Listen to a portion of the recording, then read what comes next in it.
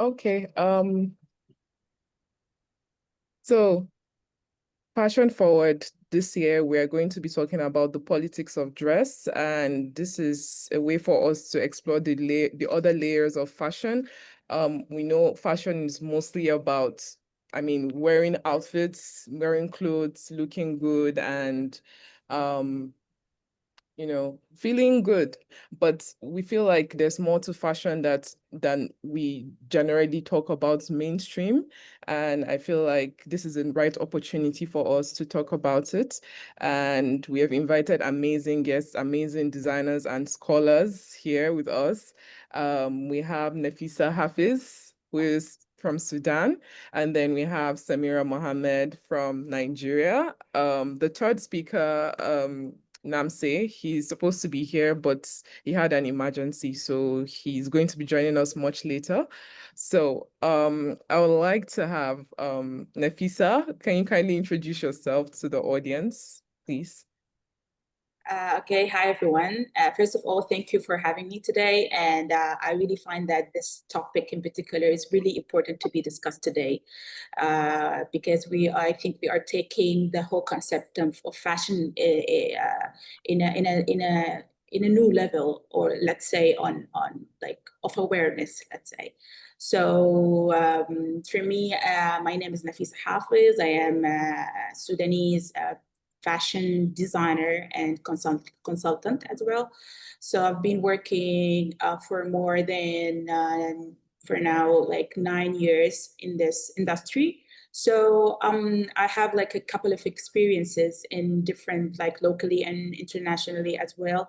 So I'm very happy that I'll be sharing with you like a part of my knowledge, and I'm really looking forward to hear from you as well. So thank you. Yeah. Thank you so much. I'm calling you Samira already, sorry, Nafisa. I would like to ask Samira to introduce herself as well, so at least we can all get to know her before we finally begin. All right, thank you for having me. Again, I'd like to apologize for not being able to show up here today, like my face and everything. But yeah, just to keep it short, my name is Samira Mohammed. I am the creative director and founder of Sultana Fashion Label, which is a clothing and accessories brand that speaks for ease, expression, and artisanship, and with mainstream styles and trends, to be creative and impactful, while also considering factors that are relevant to, the fashion environment today. So personally, I think I'm more easily would define myself as just a multi hyphenate, and I've been in the industry for, I would say, at least 5 years now. I've managed to gather basic and advanced skills in pattern making, digital design and illustration, as well as bridal wear making. Although I majored in business administration, and I have prior engagements in different fields like marketing. For me, I think fashion has always felt more like home, and based on that, I just generally have tried to kind of invest in myself and just learn from the experiences and learn from the challenges, and just really kind of pick up from every experience that I've had. And I would say so far so good. Alhamdulillah. So yeah, it's good to be here. Thank you so much, Samira. So let's just go right into it. I have a question for you, Nafisa, just to kick off the conversation. So, fast fashion is one of the biggest threats to cultural textiles and heritage. How do we protect and revive traditional practices in a world dominated by mass production? I don't know if you got the question.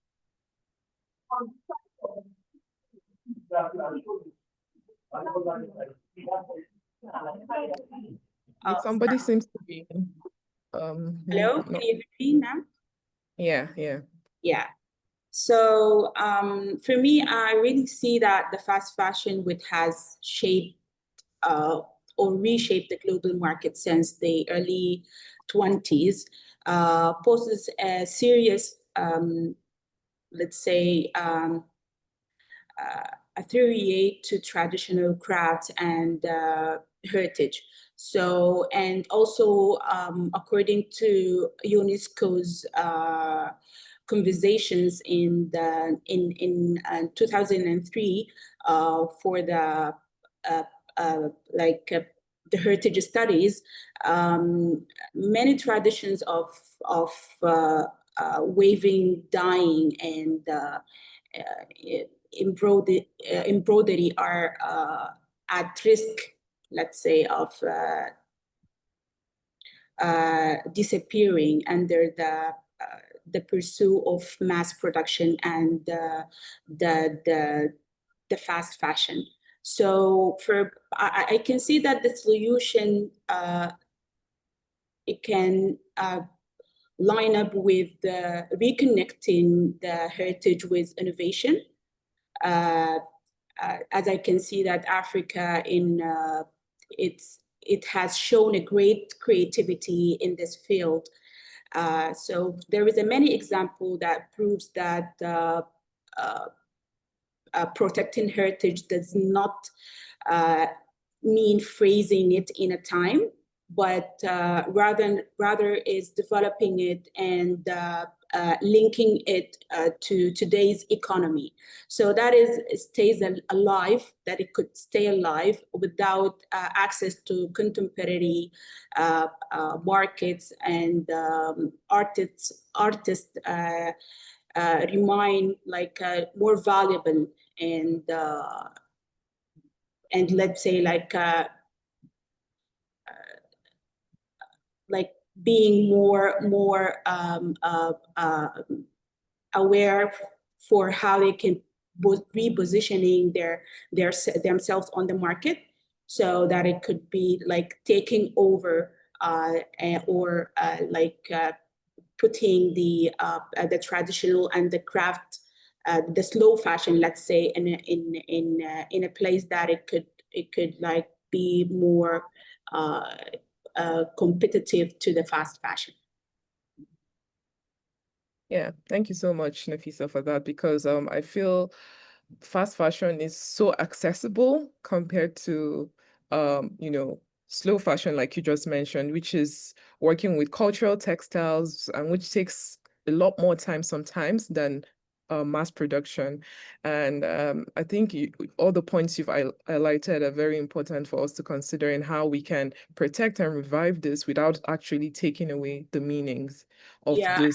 One more point that I want to mention regarding the slow fashion, that there is a huge awareness that it's really connected to the consumer. So they becoming more aware of how the slow fashion is more connected to their issues, to their societies, to their identities, to directly to their traditions, more than the fast fashion, because it's completely, the strategy of the production for the fast fashion is completely different than the slow fashion. So the slow fashion is more connected to more valuable, more like a storytelling, more of like heritage and so on, that it's more connected to the consumer, to their daily life issues, the things that it's connection with their emotions, with their problems, and so on. So as much as the designer, they are really aware of how they can use the fashion as a tool to make it more like stronger, to be like as a tool, to be a powerful tool, to connect the piece with the consumer in a many levels. So it's not something that it's about the beauty or about the trends, is much bigger than this. Yeah, thank you so much, Nafisa. I would like to throw one question to Samira. Samira, I know that you work with a lot of craftspeople, and your work is also, I mean, a good description of slow fashion. I wanted to ask you, what inspired you to engage with fashion beyond aesthetics into the realm of identity and sustainability? Okay, so I'll try and answer this as best as I can. So again, I think for me, um, before the inspiration, it was really more exploration from the beginning. Um, and before I even really understood, just the concept of sustainability or, retention of like artisanship and craft and all of that. For me, I think it was really more of just like I was curious and I was trying to like understand like what was available within the direct environment, also drawing from like my own culture or my own roots to just see what was out there. And then as I got into it and as I did, my own research as well, kind of trying to keep up with, fashion trends globally, I think I came to the realization that, um, I wanted to do fashion with a purpose. And I think the idea of fashion being fast was never really even like the fashion initially did not even start off as a fast concept. If you look at the great couture houses and even the way that our own ancestors used to produce back then, I mean, maybe we wouldn't have called it fashion then because for them it was really a way of life. It was, the way they dressed and the way that, the dress actually like helped them to function in their environment. But if you look at the way that both the high fashion couture houses carried out the process of fashion and production and the way that even our ancestors did that, you find that they had one thing in common, and is that they really always wanted to take their time, and there was always purpose behind it, and there was, always a message that they were trying to connect. It wasn't ever really about like churning out, countless number of pieces every single day. And I think for me, that resonated in the sense that, okay, I really want to do fashion and I really want to do it with a purpose.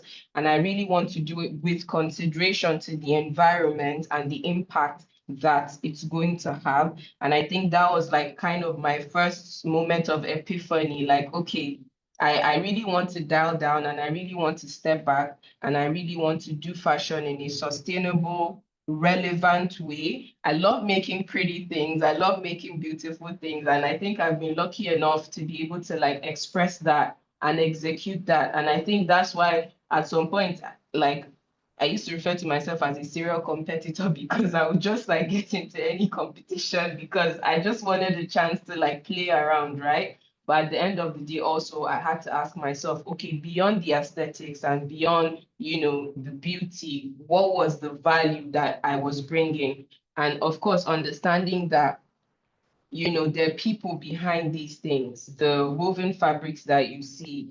There are people that sit down and take their time and put effort into it, hoping that this would actually sustain their lifestyle and sustain their families. I think it's a huge motivation and it's a huge inspiration to just be like, okay, the aesthetics are great, but like, how can we actually make sure that these people stick to it? And how can we make sure that their own kids grow up, or even our own kids grow up looking at these things and admiring them and being like, you know what, I think I want to get into this. And then we wouldn't be scared like, oh my God, like you're totally going to die of hunger. You know what I'm saying? But it's like, okay, whenever it's like how, okay, someone's like, oh, I want to be a doctor, I want to be a lawyer, and okay, there's some level of sustenance there. And I think it's good to not have that fear when someone comes to you and be like, oh, I want to pursue local craftsmanship and I want to pursue like, local weaving techniques and stuff. So again, for me, I feel like it just takes what do you call it? It just takes one person to kind of start that. And for me, I've been inspired by a lot of other brands in Nigeria that have really been, driving just the concept of local craftsmanship and sustainable fashion because, it might seem like little effort, but at the end of the day, when you look at, the impact that, like, I know how far, like, I know the relationship that I built with these people, and I know the amount of business from my own little corner that I've been able to, like, extend to them. And I know the gratification that I get every time I pick up the phone and I'm like, oh, please, can you guys make this? Can you guys produce this? Knowing that one way or another, this money is going to stay here and it's going to serve somebody within Nigeria, and it's going to encourage that person to want to do more. So I think, yeah, that's So been the journey. thank you so much, Samira. It's really important to know that, through your activities or your practices and your processes, you're impacting your community positively, you're impacting the crafts community that is almost often sidelined when it comes to development. And through your little, through your work, you're engaging them in such positive activities that contribute positively to the environment. Yeah. Yeah, so thank you. Thank Nafisa, I know that you view fashion as like an artistic practice, and I just want you to talk a little bit about that because I've seen like a lot of designers who try to, not even designers, even artists taking fashion as a medium of artistic expression. I want to know like what you think of that and how do you, personally try to embody that with your work?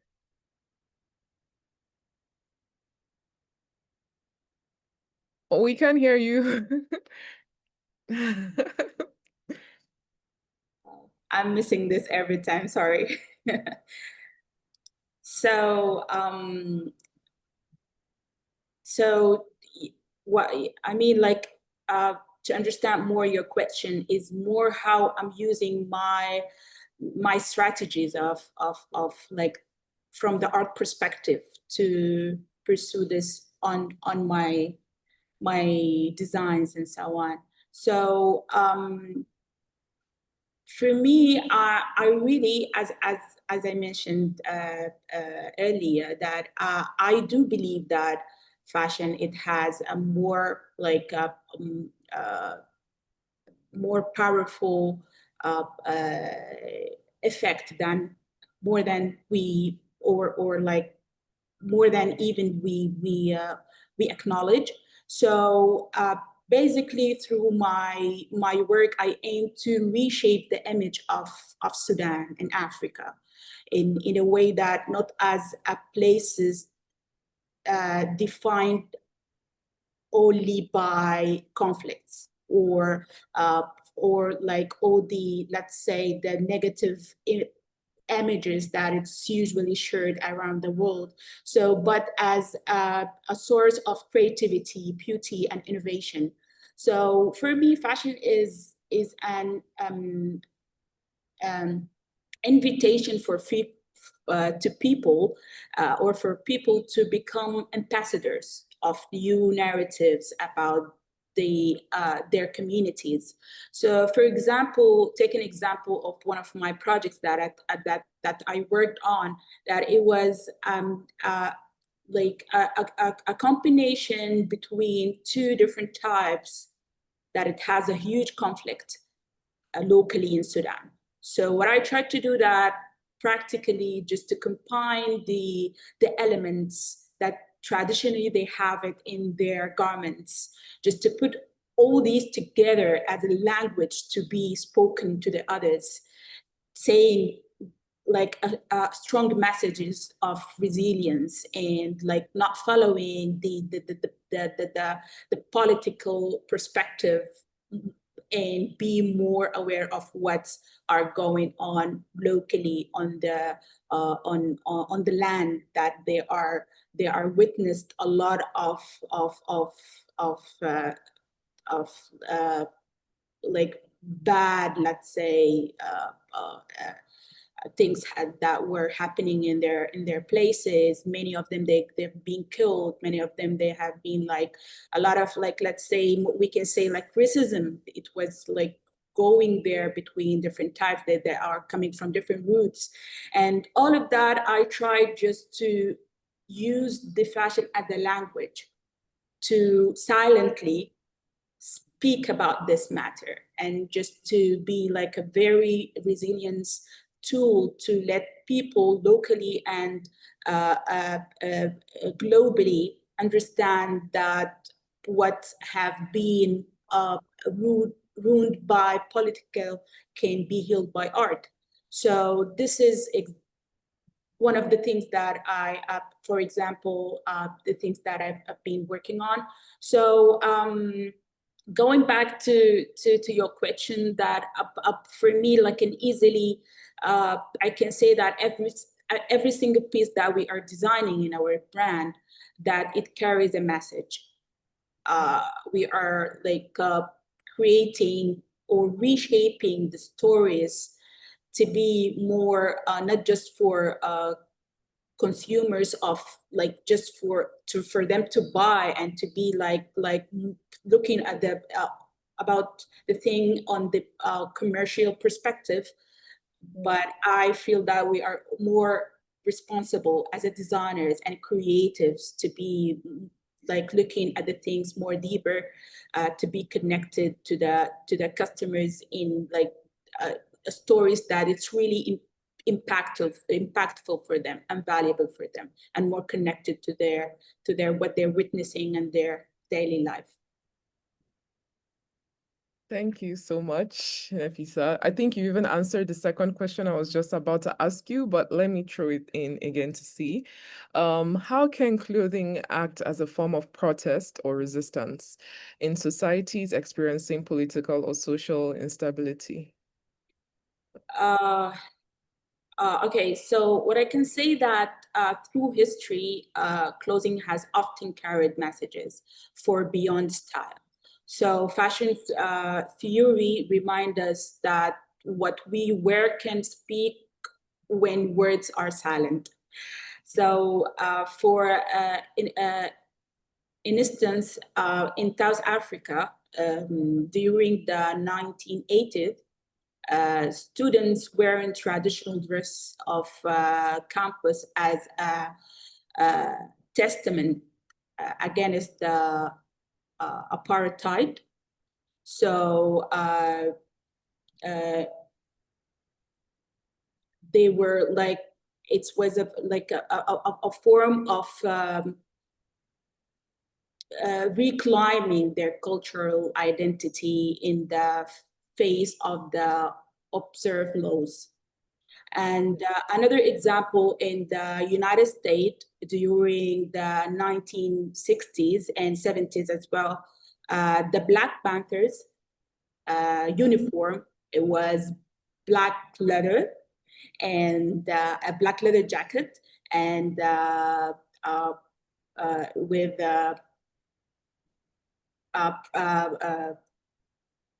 prints, and projected power, unity, and the skip line in the fight against the racism. So this is different examples that we can see that it's happened in different periods, that it's really affect how fashion can be can reshape different things. Yeah. It can be a very powerful tool, maybe more than the political voice as well. So Yeah. These moments show us that clothing is never natural. It can become a daily language of protest, sometimes even more powerful than political speeches, because it's directly communicated to the eye. So if sometimes it's connected, the color, it means something. The a style, it means something, that people, they are against something, or against like a regime, or against like a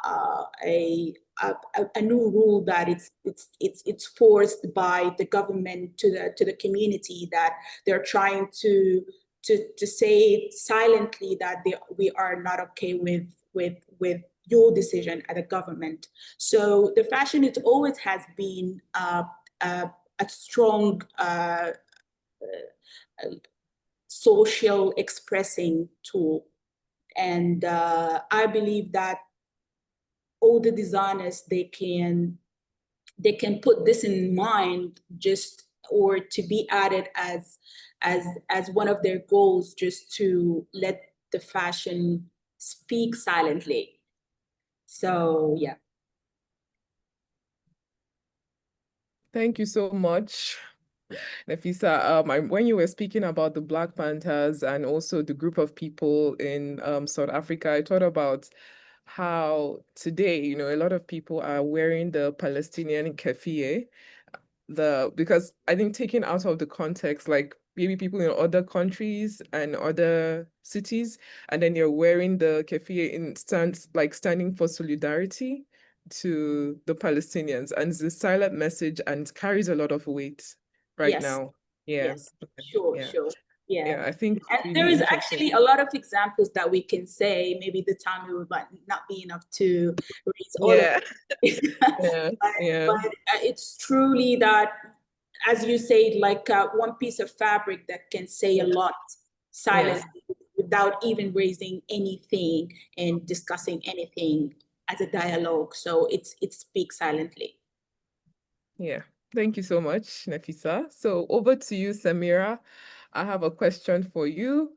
How do you think, or rather, let me just go to this other question. The fashion industry often relies on invisible labor, from pattern makers to tailors. How can we reframe conversations to give more recognition and fairer pay to the creative workers, which are the people in the crafts communities and also other people in the ecosystem or value chain?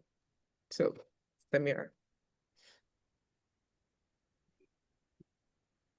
Samira, are you there? Oh my goodness. I hope we haven't lost her. I think we've lost her, but I think she'll be back. So let's just carry on before she comes back. So, I noticed that you've worked with a lot of institutions, and I'm curious to know, what role can institutions play in fostering inclusive, sustainable fashion ecosystems in Africa? Like, what can they do? How can they help this situation and, foster this? Yeah. Yeah. For me, I see working, and according also to my experience, I see working with international institutions as a delicate political and cultural balance between the local and the global. My collaboration with, let's say, example, one of the institutions, the British Council, through taught me that the real success comes when local creators are in the lead. So while the institutions plays a supporting role, so in projects with, let's say, as my experience with the EU and the International Organization of Migrants or Migration, I noticed that when local communities are the decision makers, because they really know what it's important to them, what is likely like the main issues and the main thing that they want to raise it up, and they want these international organizations to help them, to support them, just to raise their voices up. So the projects that I worked with them on it have more impact and let's say longer sustainability, because it's let's say it's more connected with the global issues, such as the sustainability and the footprint on the environment, that we know that in the world, that it's putting a really like huge negative footprint on the environment. So can you hear me? Okay. Yes. Yeah. Yes. Okay. So like these these institutions actually, they are putting away the main facts together, and they giving a chance to the creative people to translate it through their artwork and for their and innovations. So uh, the real value of global collaboration is not just in transferring resources, but in creating safe space where local voices are amplified without being replaced or like being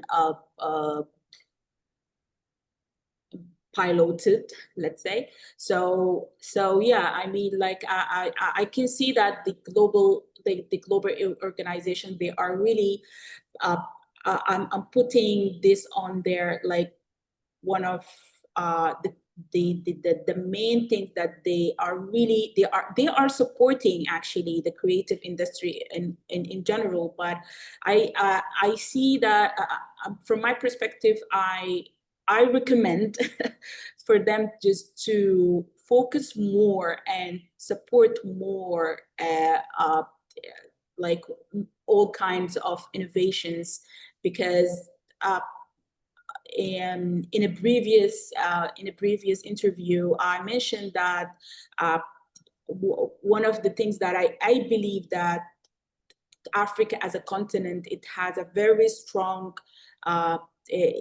value on it, is the that can actually, the government and all different institutions locally and internationally, they can support on it. It's the creative economy.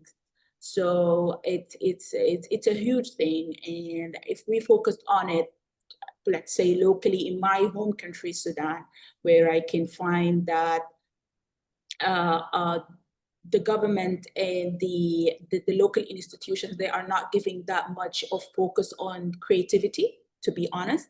So all the funds and all the support that we can find as individual designers, and as like even for the new designers and the upcoming designers, it's all coming from the international organizations and institutions. And this is something this is something that we are really appreciated for them, but we also need the local support, because Yeah. all of that support for the international organization, it can stop for, like, in a certain point. But for the local organizations, or like, let's say the government, it needs to focus on this. And I can see how huge the market that we the huge of the market that we have in Sudan, in the craftsmanship and the local creation and the market, the local market, and how much they can give, not only locally, but it could be also like a product. It could be very valuable and useful abroad. So yeah. Yeah. Yeah. So I think it's really important to highlight, what institutions are doing.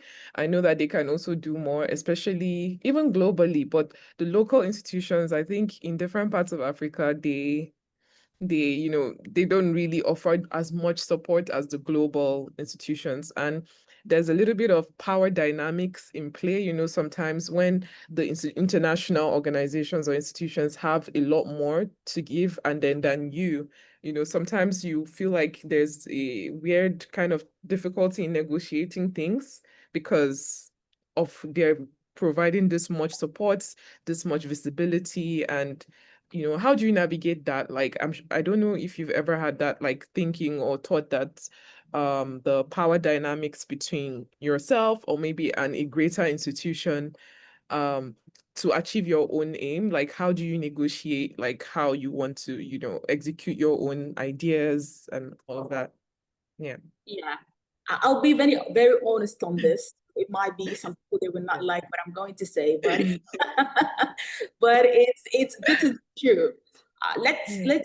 let's say that, or let's be very realistic that even those like international institutions, they have their own agendas and they have their own perspective of what they want to support in this period and what they want to support maybe in the future, or maybe it's not part of their agendas at all. So sometimes, I'm not saying all, but sometimes some institutions, they are not like being very, very flexible of taking all over your ideas and giving you the support to be implemented, especially in my case, because like a lot of my project is more connected to the political matters. So sometimes I understand that it's kind of risky for them just to adopt an ideas. It could lead them to a very sensitive area. But I believe that all the matters when it comes in a creative and artistic shape, it will be more understandable. It will be more acceptable even to the person who are against your idea or against your perspective. So that's why I'm saying that the global institutions and the global organizations, there is a borders they cannot cross it. They have like a limited a area that they can support you, and they can like do whatever that you need, and just to think with you how to develop that and how they can innovate that and so on. But locally, I mean when the support come from the government itself, it would be like a very transparent communication between you and between your country. So I can see that it's maybe for some they can see that to some extent it would be hard to find like the complete support from the government, because they also have their own opinions and so on. But at least that there is a more freedom of like sharing with them, like as I said, like local political conflicts and so on. It could be like more easier for you to be like supported by a local institution more than international one. The way that we can, I'm usually think twice or like many times before I raise up an idea to international international organization, because I totally understand that you cannot like put everything there. So you should be aware of what the aware of your idea, the different perspective of your idea, and the understanding of it globally and locally, and considering all these things. And so it's as you said, it's different powerful dynamics between me as an individual designer or creative and like an institution or organization.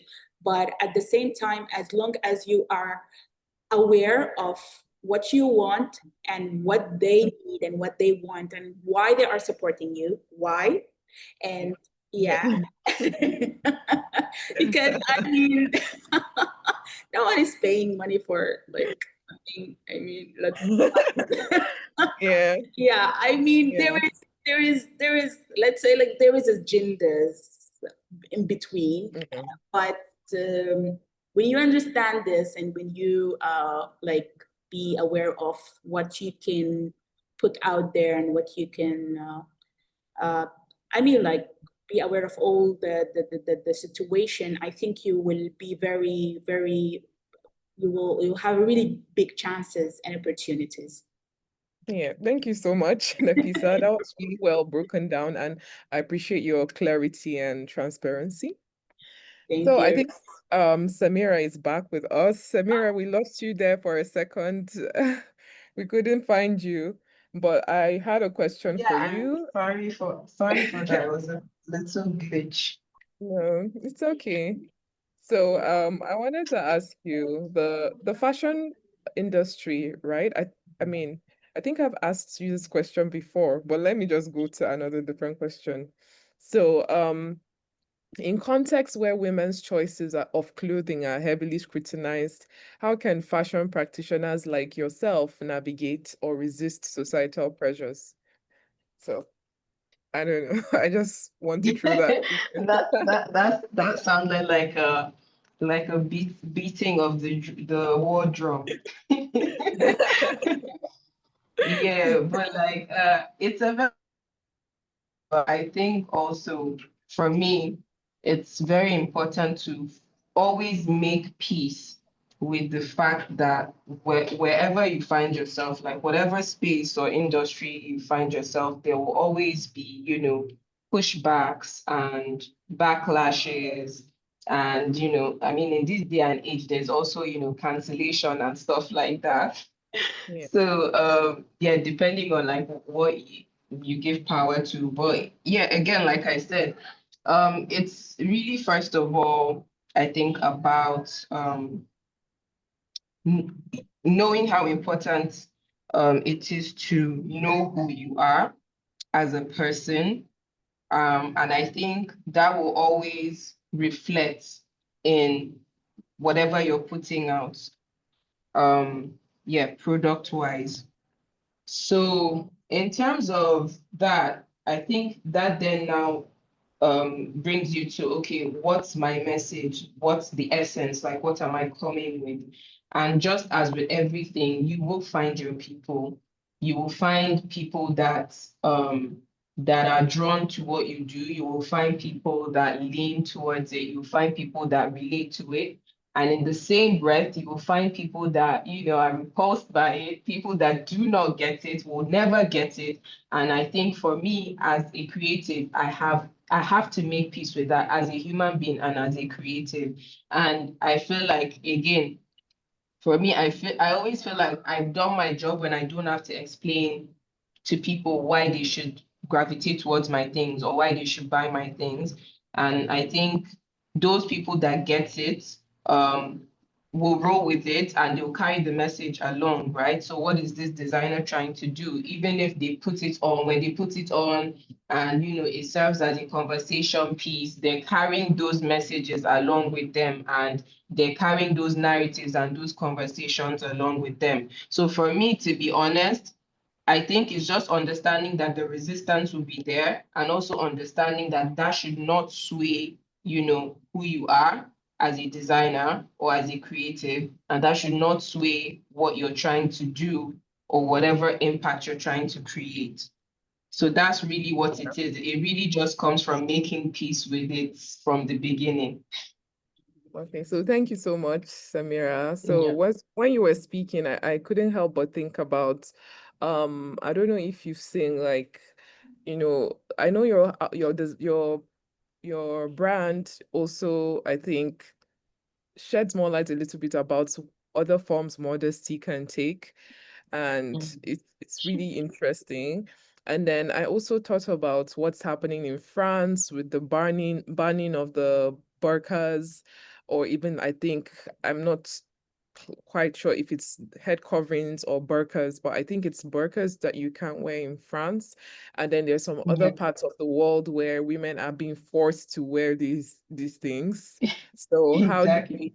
how do we like how what do you think about that, and how do you think maybe your work can say something about that eventually, like the whole tug of war in what women should do and what women shouldn't do, and how it's become law and it's enforced, in other parts of the world. There are different polarities. Like you have some places where they're making women take off their hijabs, and then you have Mhm. some other parts of the world where they are forcing women to wear the hijab, and there's like resistance in both sides. So Good what do you aspect.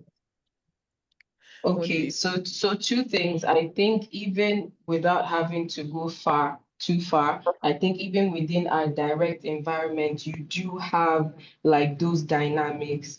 And especially when it comes to like, governments and policies and regulations, it's always going to be one of those things that you might not entirely have control of. But I'm just going to pick on what Nafisa said, which I really loved, and she said that fashion is a language, right? And as creatives, we are responsible as designers to use that fashion to create stories that are impactful, and to also bring attention to certain issues and to change certain narratives and whatever idea that France may have, or even I think it's Iran and some other countries, and whatever they may have about ideas they may have regarding the hijab or the burqa or just coverings in general. It's our job as, creatives to then use, our pieces as a language to say, okay, it's like you said, modesty can take many forms. And at the end of the day, you can't stop people from being in touch with them, their personality. And because a lot of these things, they're a reflection of who we are, they're a reflection of our personality. Some like, okay, for me, for example, I grew up in a family where obviously modesty takes, front row in terms of dressing. But then does that mean that it's like just one form of dressing? Does it mean that it has to be like a, strictly one way? No, there's flexibility in terms of, okay, at the end of the day, are you still what do you call it, adhering to those, main guidelines and those main rules when it comes to modesty? But at the same time, someone can look at you based off of your unique modest dressing and say, oh, this is the kind of person that she is. And I just feel like at the end of the day, I don't know how long you can hold people back from kind of expressing themselves in that way. So honestly, as much as, I would love to, change minds directly and go into parliament, and rewrite things. I think we can only just change what we can based off of what we're making and what we're producing. And yeah, Yeah. we'll see how that goes. But it's really, I think it's something that's been there for a long time. It's just people are more bold with it, I think. But yeah, that's just what Yeah. I think. So before I leave you, I have to ask you something else. So there's a question I was meant to ask you before you went off, which is the fashion industry often relies on invisible labor, from pattern makers to Mm. tailors to craftsmen and women. How can we reframe conversations to give recognition and fairer pay to these creative workers, to these craft communities that support the brands? Okay, that's actually a really good. I always love it when we bring, the labor into the conversation because really in fact, I think when you talk about structure, you can't even like do that without these people. And I think it's high time we really wake up to like just the importance of the roles that they play, honestly, in like our activities.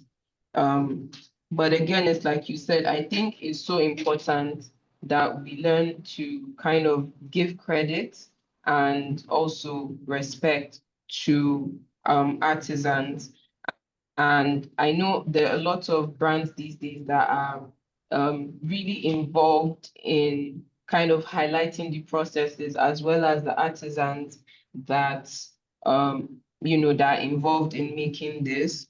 And I think for the most part, that's just one of the ways. And then it's like, okay, you need to be transparent about the fact that there are people, that are skilled enough and are taking directives and are executing these designs. And even more importantly, like in fact, if you really, really want to show your appreciation, is to make sure that the reward matches the effort. At the end of the day, they'll sit down and they'll make these things, but you have to also make sure that the hours that they're putting in and the time that they're putting in is going to, bring some form of reward for them financially, you know, and then again, they would want to come back again tomorrow and be like, okay, let's do more of this. They will be more open-minded to, you know, the possibilities, as opposed to be like, oh, come and do this, stay in the back room, let me. In fact, that's why I think from the beginning, I tried to define myself more as an ethical brand as opposed to a sustainable brand. In fact, in terms of sustainability, I think it's still a journey that I'm on. But when you talk about just ethical practices, for me, it's very important that I pay my workers well. It's very important that I pay artisans well. Of course, keeping in mind that, okay, at the end of the day, maybe you haggle a bit, but you need to also make sure that everybody's being treated fairly at the end of the day. So I think fair treatment is very, very important. Even if you don't have, you know, the resources to do like a full blown like production, kind of highlighting them, I think it's important that in your daily transactions with them, you treat them fairly and you reward them fairly. And I think it's something that everybody can do. Yeah, yeah. Thank you so much, Samira. That really reminds me of This Is Us, the Lagos brand. I think there's a Lagos Yeah, this Nigerian is UK us. brand. Yeah, they work with Mhm. the local craft people in Kano Yeah, State, Nigeria, where the dye pits, the ancient dye pits, and I think they kind of put them even in the branding as well. Like they feature their mm. stories. I mean, they highlight them in that way, It's provide beautiful. visibility for Yeah. them. Yeah, yeah. So I think more brands in Africa should be able to do that so that the craft economy is sustained and not just, Yeah. exploited. Yeah. Yes. So, moving back to Nafisa, I have another question for you. What advice would you give to young designers across Africa who want to use fashion as a tool for cultural and political expression? Okay. So for me, I can say that young people in Africa today stand at a powerful intersection between digital globalization and deep cultural roots. So this is something that even myself, I'm going through this because now the things and all the form of creativity is changing to be more more in digital, more than like the way that we used historical and in traditional that we are using it. So this gives them, I see that this gives them a unique chance to use fashion as a political and cultural language. So my advice is to see fashion not only as a profession to for making clothes, but as a tool for storytelling, as I said before. So like saying narrative through what you are creating. It doesn't uh, uh, it shouldn't be like cultural if your focus on your brand is not something traditional and culture. It should, maybe it's more modern, maybe it's like contemporary, maybe it's like uh, type of modern streetwear style and so on. So, but within this, you can add the value. You can add the story that I said before. It's more connected to the consumer and more connected to your society as well. So go back to traditional materials and cultural symbols that it gives more depth to the fabric and to the outfit and the style as well, because it's something, it's more like, let's say, it's also historical and it's connecting the people in a more depth way. So, and also the handmade techniques, and then reminding them in a contemporary way, because we cannot be like against the world, how it's developing. So we need to be like to consider the development that is going around the world, and we need to put in consideration all the technology and so on, and to see how we can put ourselves there, and how we can keep developing our business plan, how we can keep developing our design strategy, and how we can do all of that. Just not, I'm not saying this just to satisfy the market, but to be more like aware of what's going on around you in the world, and be more like a contemporary. So I think each designer, they shouldn't be like only stuck with the with one strategy. It should be developed from time to time, and the most important thing, that it should align with your messages and with what you are trying to carry through your art pieces and your fashion pieces as well. So designers can create work that is both locally and grounded, and let's say globally relevant. So I can say, like, this is the general advice that I can give to the young people and young creative people in Africa. But it could be like more into details. It's according to, I mean, I know that we are now focusing on fashion, but I really love to take the conversation in like a more bigger scale, like the more innovation and creativity that it affects the creative economy in Africa. So how we can look at all of this in a perspective that it can combine all together the cultural, the messages through your work, and as I said, to be more connected to what you are witnessing, and what your community was witnessing, and also contemporary, and also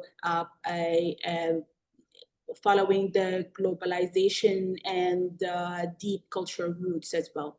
So yeah.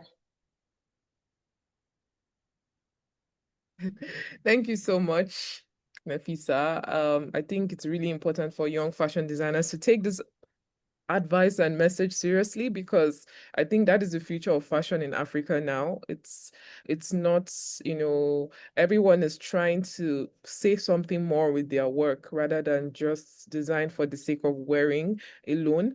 And yeah, I'm really hoping that a lot of young fashion designers can adopt this that you just said. Yeah, and one point to add, that all the examples that I can say, according to combining the globalization and the tradition, most of it you can find it in Africa. So Africa is a really good example of how they combine all of these together, and give a really advanced and really high profile product, that it could be even to take its place globally as well.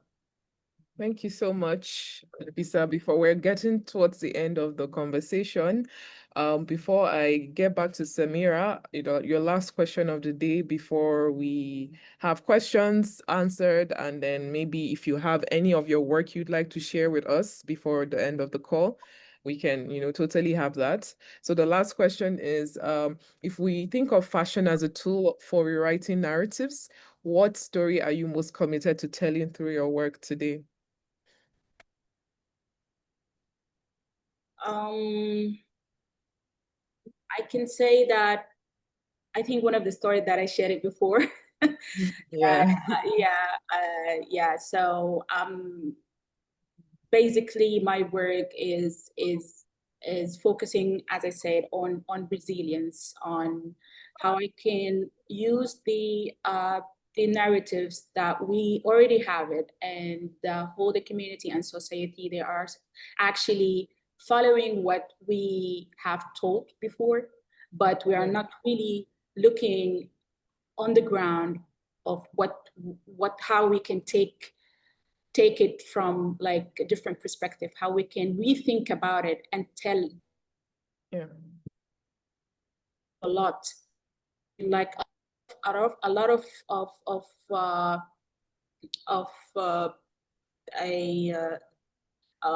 political, let's say, conflicts that it's happening right now in Sudan. It's actually it's based on stories and narratives, and like the old regime, they tried very much to wash the people's heads and enter like a certain ideas of like how, I mean, like I don't want to go like deeply politically and like Yeah, of course. taking it to different conversation.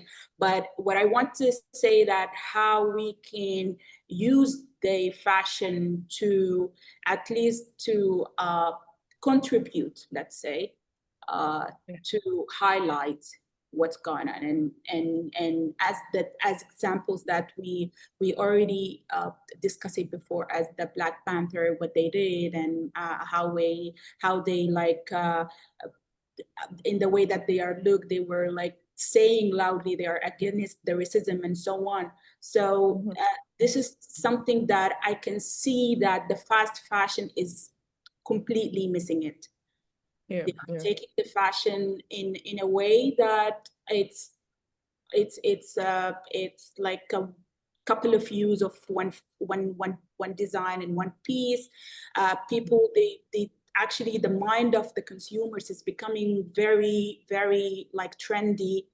They want to have as much as they can from the trends, from the without to have pieces that is connected to them, connected maybe emotionally to them, that they can keep it for long, for years, and also the quality of the manufacturing for the people, for the pieces, and this is something else, that the ethical part of the fashion design. This is something also big that I think the slow fashion, they are taking really care of it, like making sure that all the workers and craftsmanship, they are taking what they deserve, and they are their valuable time and work and so on. So the fast fashion actually is not only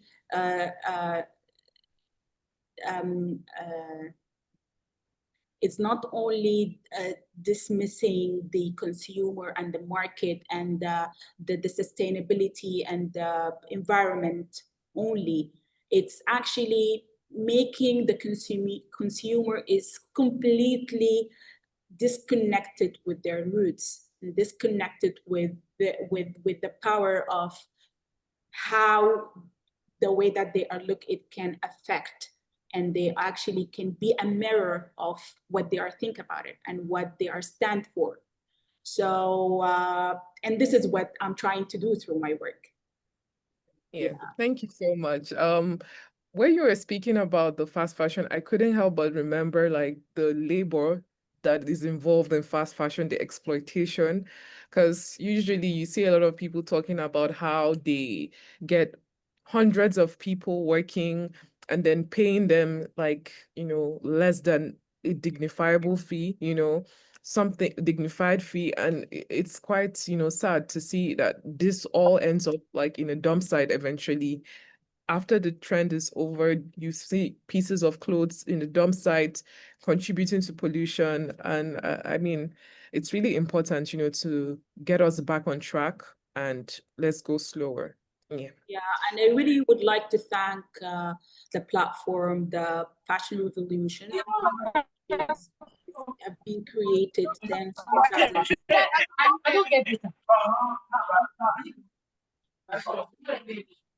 Yeah. Who is muted? Oh my goodness. Who is not muted, brother? Buhari, can you kindly mute yourself? Oh, sorry. All right. Carry on. Yeah. So what I was saying, that I really will appreciate an initiative such as the Fashion Revolution, that it have been created since 2013, and that after the huge mess that happened after the in Bangladesh, And it was like a really sad thing that happened to the workers that I think I don't remember the number itself, but like a huge number of workers, they died. And after the huge, like the boat have been destroyed, and like a lot of reports, it was like issued that this building is not, it's not for like is not prepared well, and they shouldn't do the production on it and so on. But the bad thing that the owners, they wasn't actually taking care of the workers and the workplace, and there is the installation and all of that, it was like completely mess.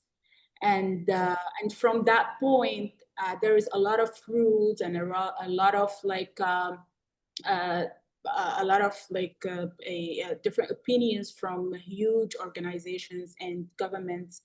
It's like focused more on on and becoming very strict on rules for like the fast fashion companies, just to be like more strict with like putting for them rules to follow.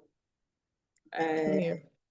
To be more ethical with the workers, and for like the workspace, and even the production and so on. Unfortunately, these rules, it has been like on a time a strict rules, but for now they are taking like another like ways around just to do whatever that they want to do. And the fast fashion is still have like a big like negative footprint on the environment and on the workers as well.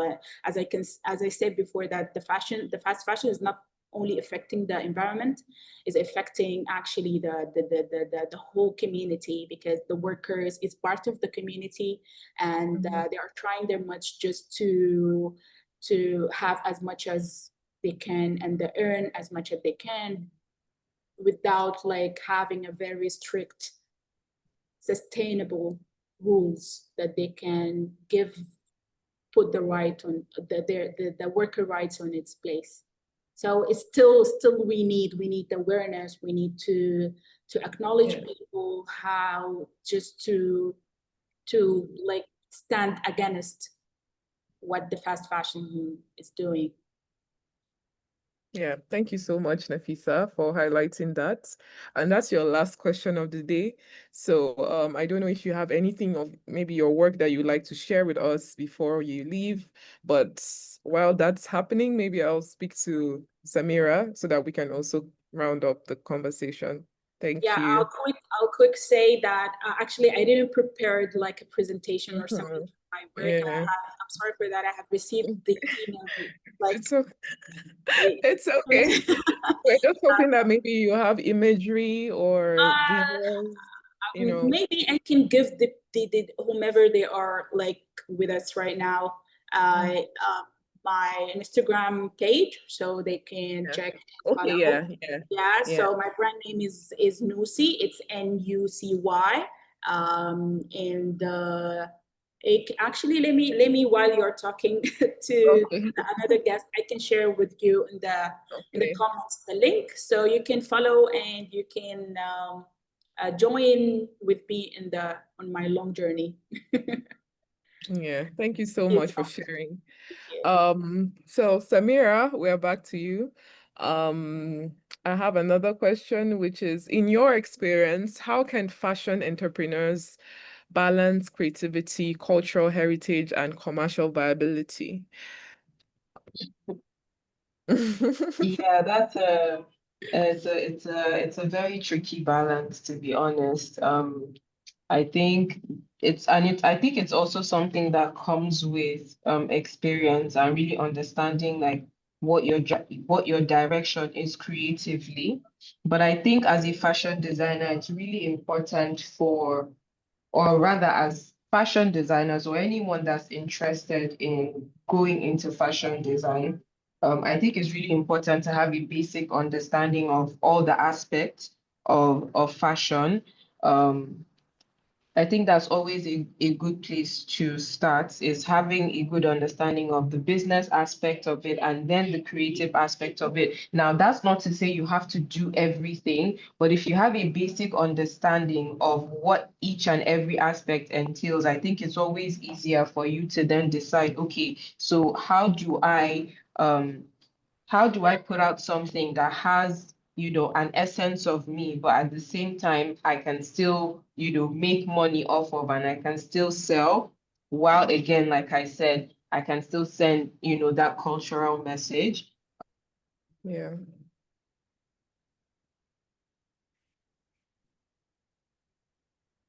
Are you there, Samira? Can you hear? Can you hear me? I can't hear you anymore.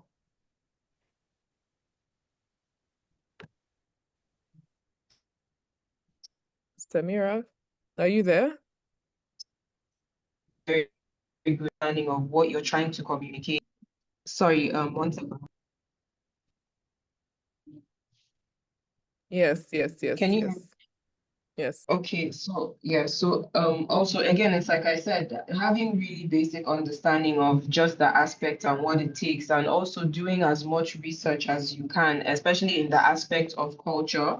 You really have to ask questions and you really have to go in there. There's so much within our environment. You don't even have to go to like, the villages or anything, even just oratory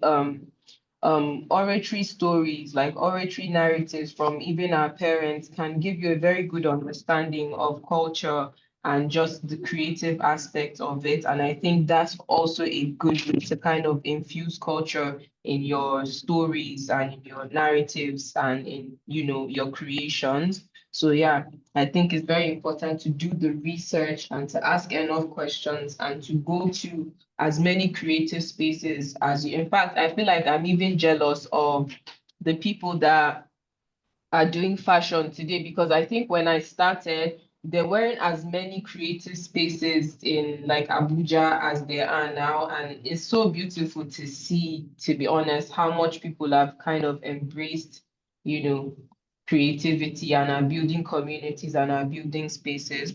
And it's very important, like to gain that balance, you do have to go to certain spaces to just have a very good understanding of what you can offer and how to do it.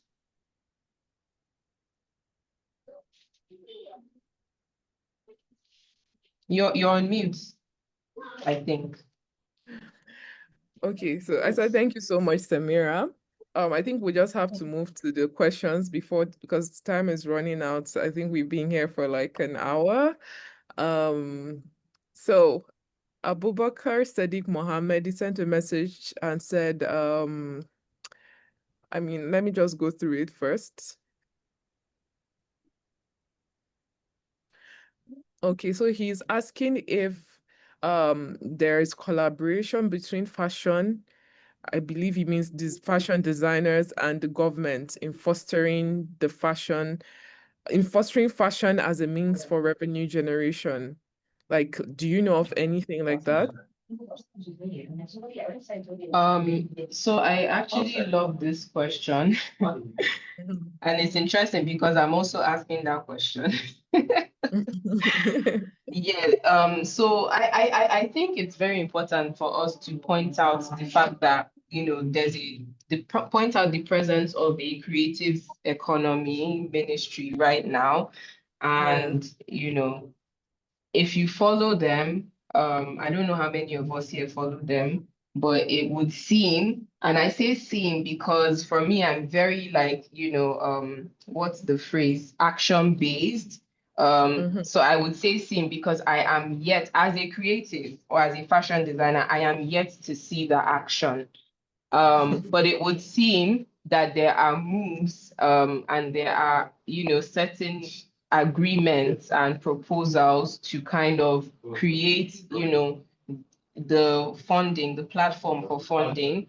And I think the last time I tried to keep up, there were some discussions of, applying for a certain level of funding on something like that. But again, for me, I feel like that's the thing. Like, a lot of these things, they really need to go past the photo op, right? They need to go past the media ops. And we really need to start to see things in effect. This is, I don't know what year we're in as far as the Tinubu economy, Tinubu regime goes. I'm sorry, sometimes I'm blurred like that. But I feel like we're way deep into it enough for us to be able to see, okay, where are the actions? Like who has been able to access some kind of funding so far?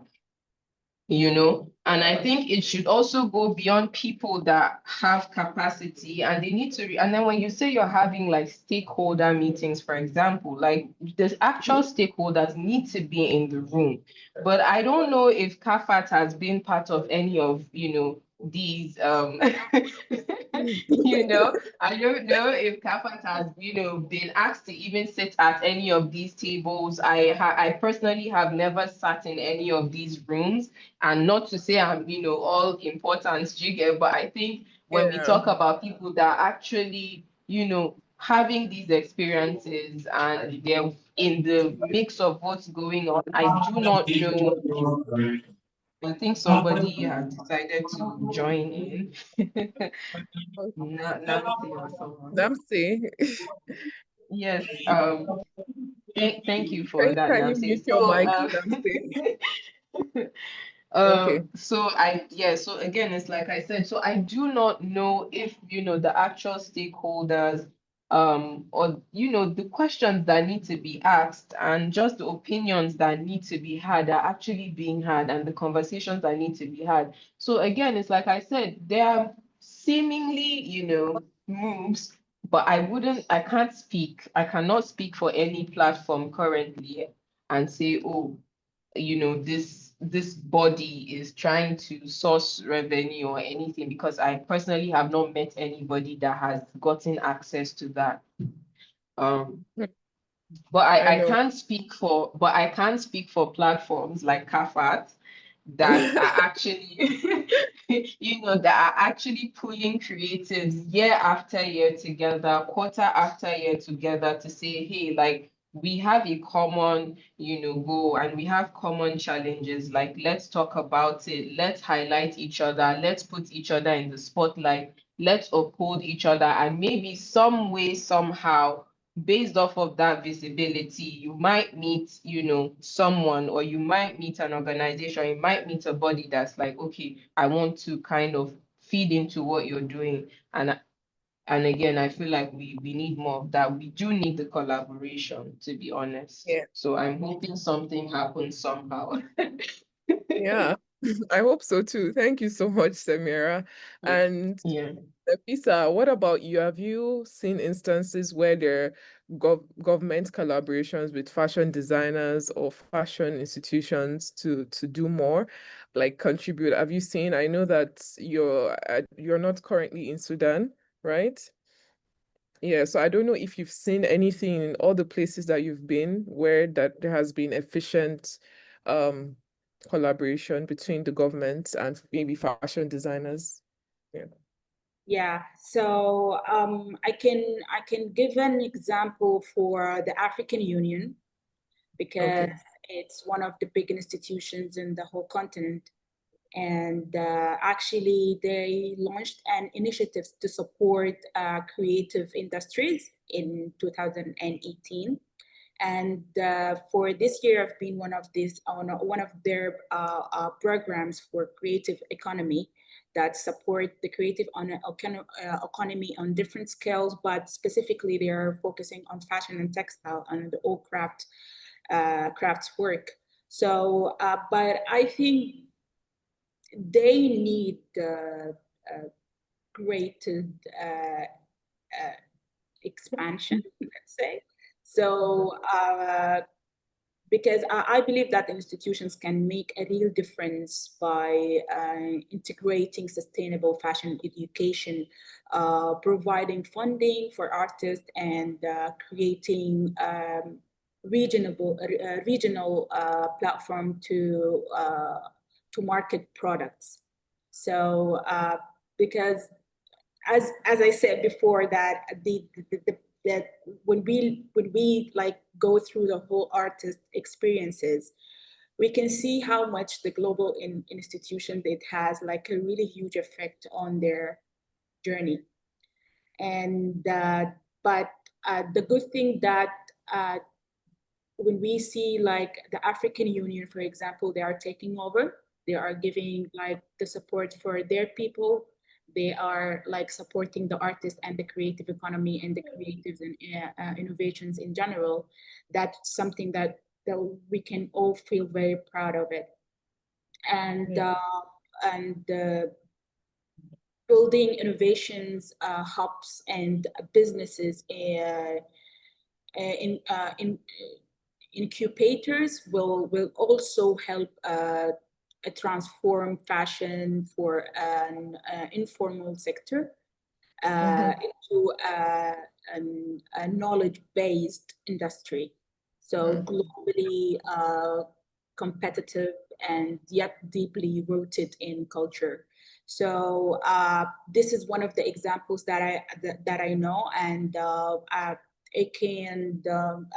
I'll try right now to gather the information about the initiative that I told you about it, that they launched in 2018.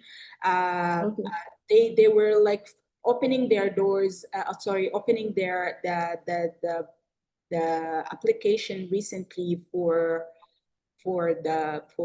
applicants to apply for it, and it has actually a long journey with 3 months, and it has actually the full process of the combining the business mind with creativity. So it gives you the guideline for how you can start, how you can develop your business plan, how you can do all of that, how you can map up and to cope up with your industry locally and regionally. So this is one of the examples. And if what other example that I can give also, I don't know if you have it locally in Nigeria or not, is the Goethe Institute. So Goethe Institute also, Yeah. they are also one of the institutions that actually they are supporting the creative the creative people, and they are giving actually a good opportunities for them in different sectors to to develop their knowledge and their personal skills, and also to be like to develop their businesses and so on. And also the British Council, that I noticed that they have been part Yeah. of that, the supporters for the CAP part as well. Yeah. So this is the European Union as well. And there is another institution, it is called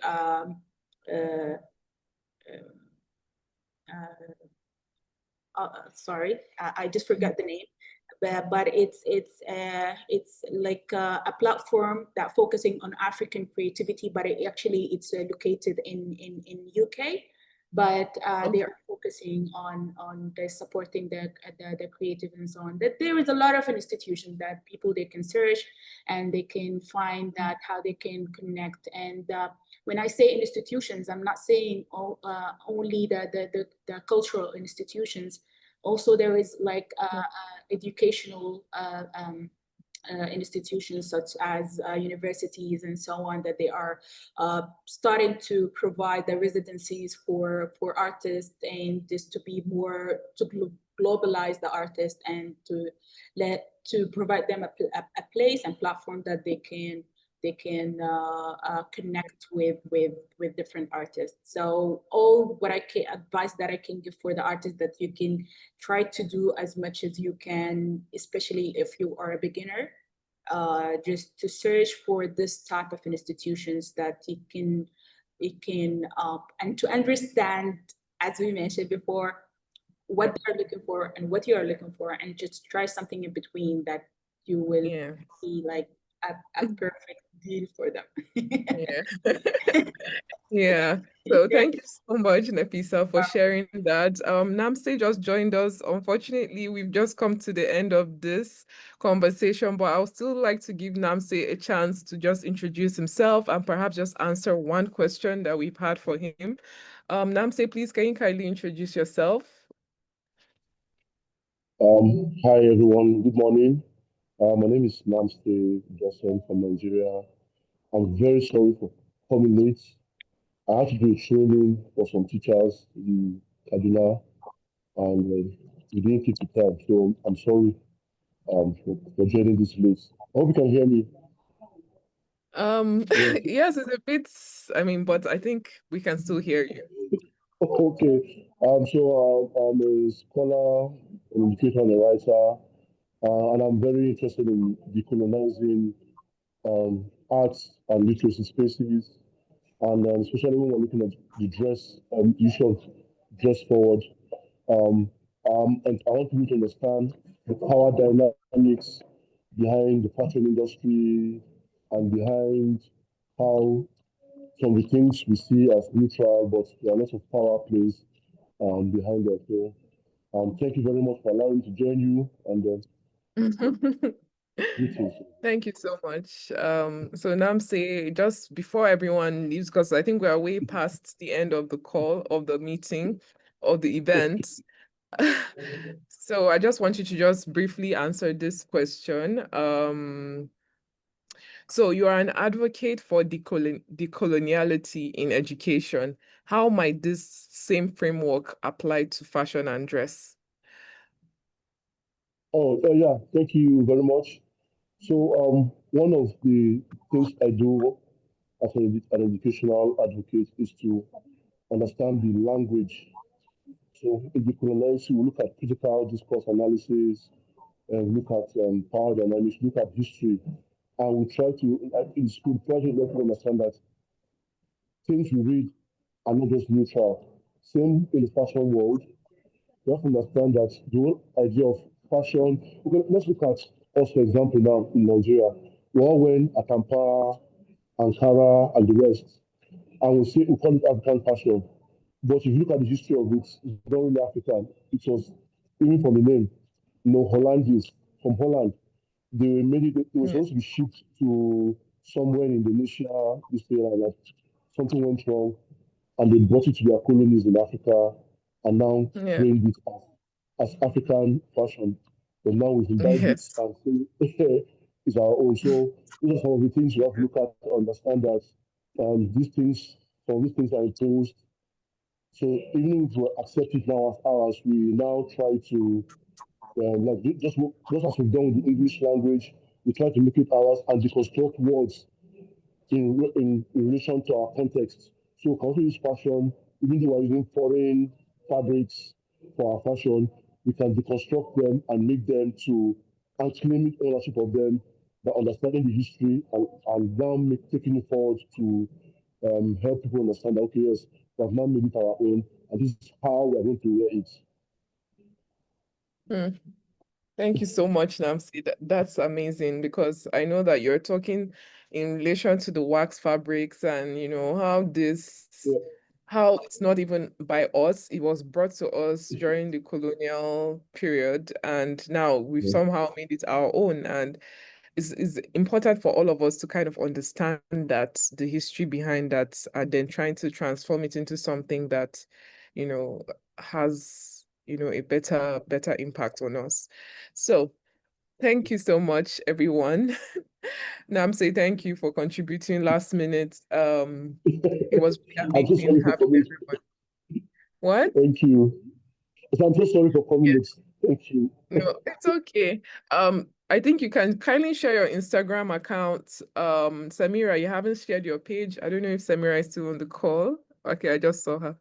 So please share your page so that people can follow you, see your work, and I mean, get more inspired by you. So thank you guys, and it was lovely having this conversation. And the recording of this is available. So I think we're going to upload it on YouTube.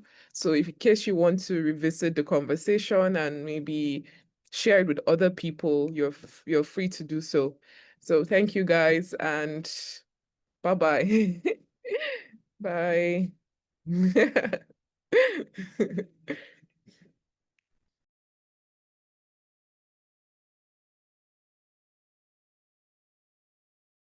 Thank you. Thank you so, so much. This was great. Thank you.